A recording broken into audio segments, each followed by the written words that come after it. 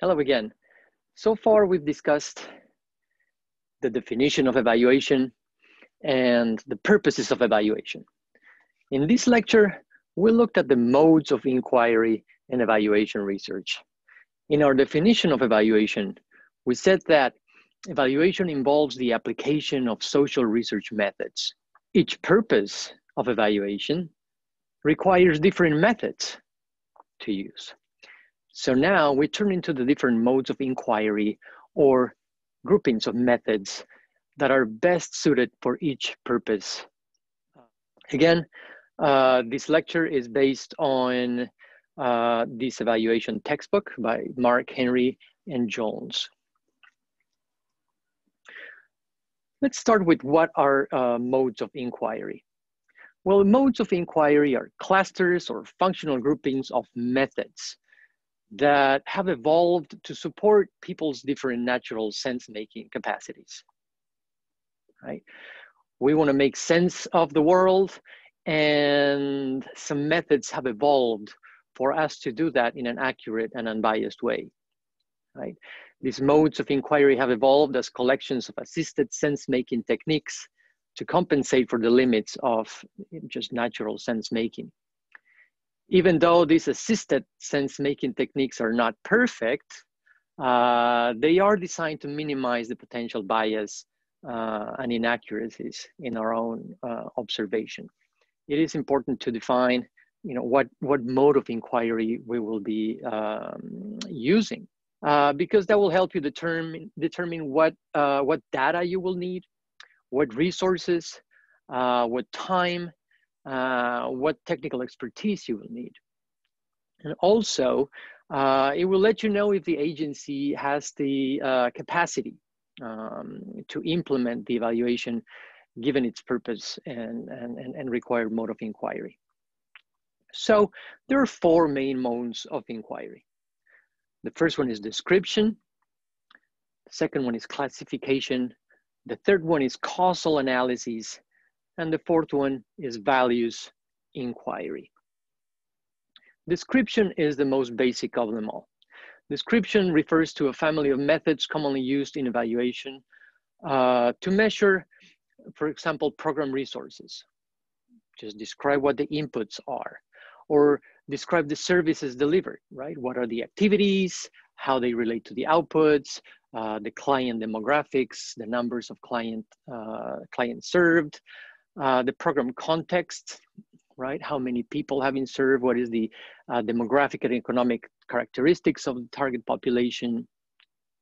And the description of some outcome variables, right? Revealing the outcome levels for program participants. Not necessarily what the effect of the program was, but some outcome levels for the program participants before and even maybe after the program. In evaluation, methods used in description include review of program documents, review of administrative program data to summarize service delivery, outcomes for participants, interviews, focus groups, and surveys, right? This is where surveys come in handy for description. Okay. Now, this is the type when you would review the program plan, right? If you're using description, you would review all the documents that came when the program was being planned, all those logic models. You would interview participants, you would interview program staff to find out how the program is functioning. The second mode of inquiry after description is that of classification. Classification methods are used to assess underlying structures and categories and to determine to which category entities belong, right? In evaluation research, classification is used to identify categories into which clients, services, programs, times, settings, or even effects fall, right? To assign specific cases of services, programs, individuals, settings, outcomes to general categories or groupings, right? It is important to know that in classification, as opposed to description, The categories into which we are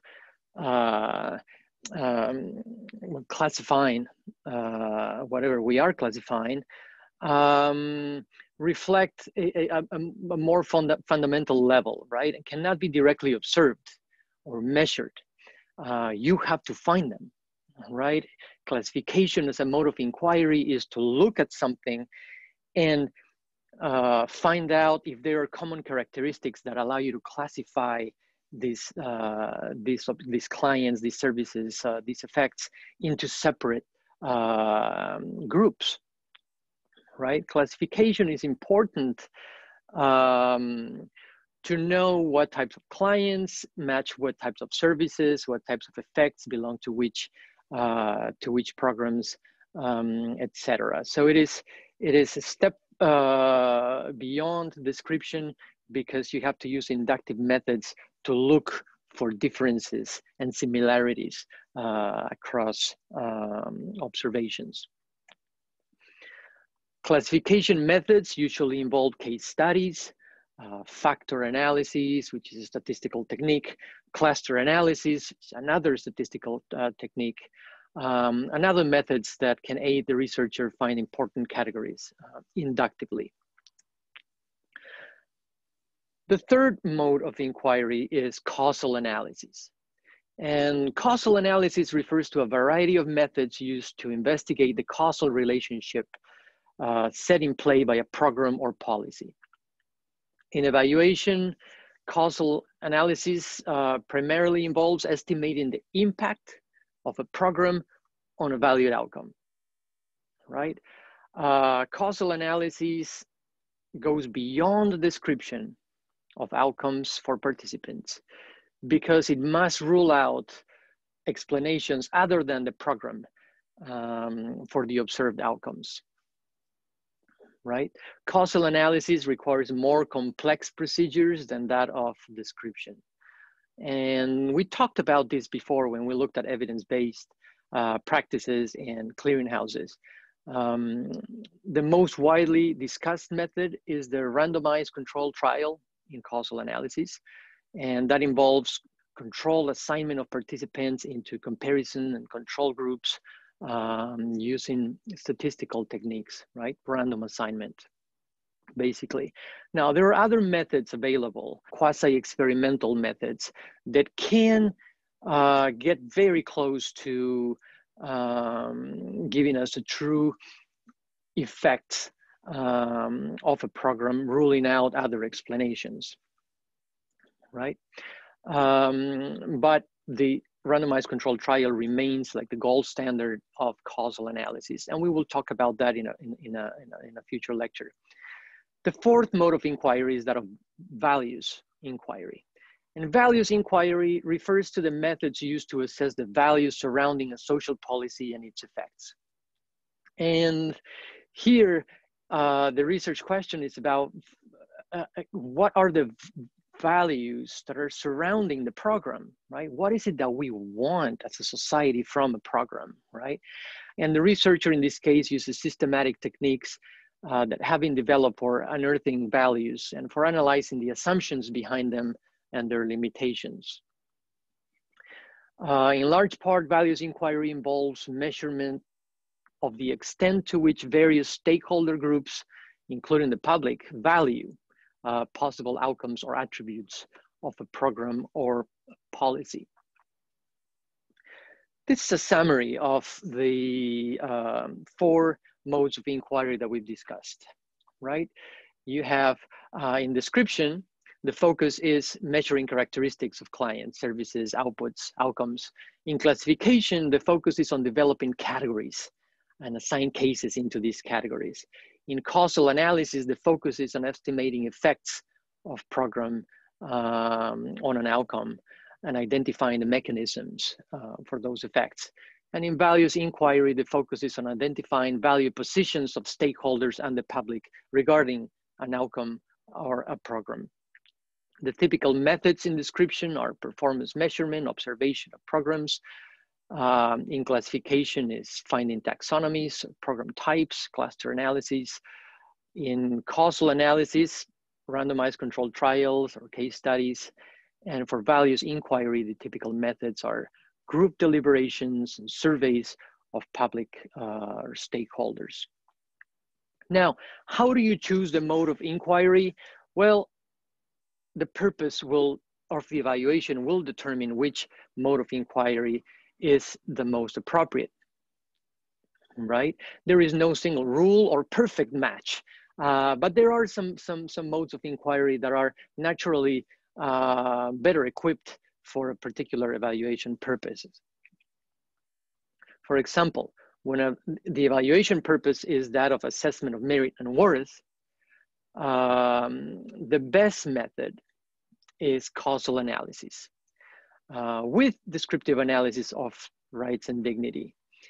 The second one is causal analysis alone, right? The third one is description. The fourth one is classification, and the worst one in this case is values inquiry. In an assessment of merit and worth, the goal is to find the effects of a program, but also to describe how we are getting to that and and to describe how participants are benefiting from achieving those outcomes. And the worst is values inquiry for this type of purpose of evaluation. When the evaluation purpose is that of program and organizational improvement, then the best method is description, right? We are describing what the program is doing to find out if there are better ways to operate the program. The second one is classification. The third one is causal analysis. And the fourth one is values inquiry. When the purpose is program oversight and compliance, description is the best mode of inquiry. Values inquiry is the second one, because we want to know if the program is aligned with the values of the community. Classification is the third one, and causal analysis is the least preferred method for an evaluation of this purpose. The fourth purpose is knowledge development. And for this one, it depends what type of knowledge we are trying to unearth, right? It depends on the research question being explored. Now, in my humble opinion and experience, I find that academic papers that use solid causal analysis are more likely to be published. Classification are also, very are on demand in the scientific literature. But for knowledge development, any mode of inquiry applies. So in summary, we have 4 modes of inquiry that we have developed in social research methods to make sense of the world that we observe. And the purpose of an evaluation guides which mode of inquiry we will be using. And this should be, it should be clear at this point that not all evaluations use a randomized controlled trial, right? Randomized controlled trials are very good when you want to use causal analysis as your mode of inquiry, and that applies as the best method when the purpose of the evaluation is assessment of merit and worth. Description, on the other side, on the other hand, is the preferred or best mode of inquiry when the evaluation is, when the evaluation purpose is that of oversight and compliance or of organizational improvement. I will see you in the next lecture.